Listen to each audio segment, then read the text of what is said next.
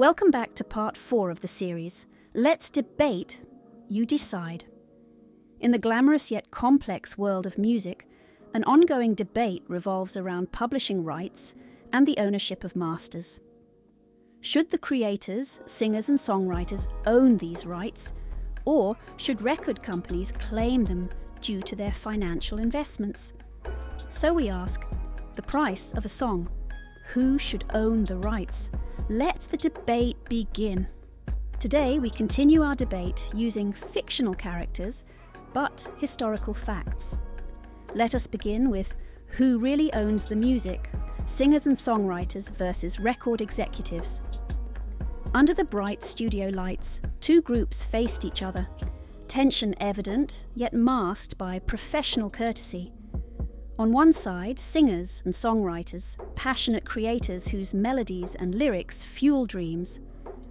Opposite them stood the record executives, confident gatekeepers whose investment propelled talent to fame. First to debate is singer-songwriter Alex. Marvin Gaye wrote masterpieces like If This World Were Mine, yet he struggled financially because this creation belonged entirely to Jobet Publishing, owned by Berry Gordy of Motown Records. Young people, let me give you a little history. The song was originally recorded in 1967 by Marvin Gaye himself, along with Tammy Terrell. Then in 1981 it was recorded by Luther Vandross and Cheryl Lynn. Throughout the years the song has either been covered by other artists or sampled. The most popular sample to date is Luther, a ballad with Kendrick Lamar and SZA off of Kendrick's 2024 album GNX.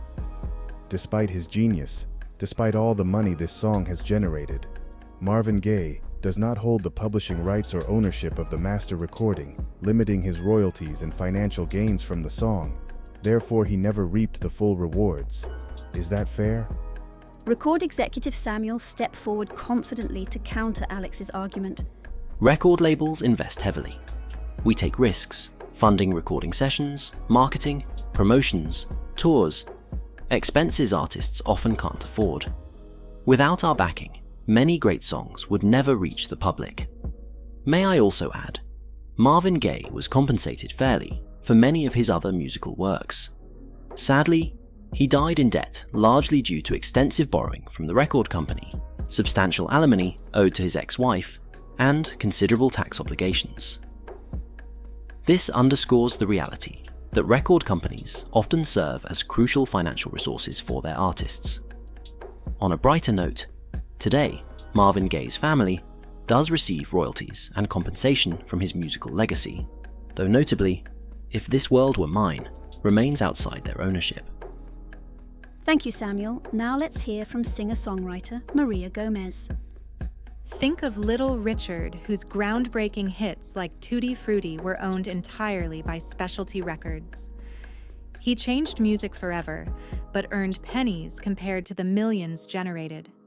Specialty Records owner Art Roop purchased the rights to the song for a reported $50, and Little Richard's contract gave him only half a cent for each record sold.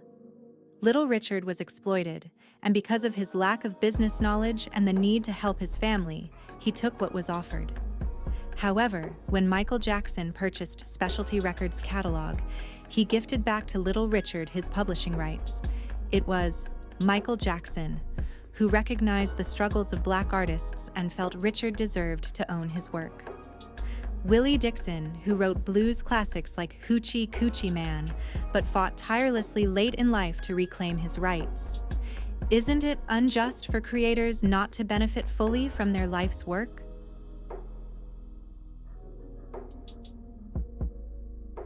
Another executive, Kayla Thomas, attempted to offer a rebuttal from a business standpoint.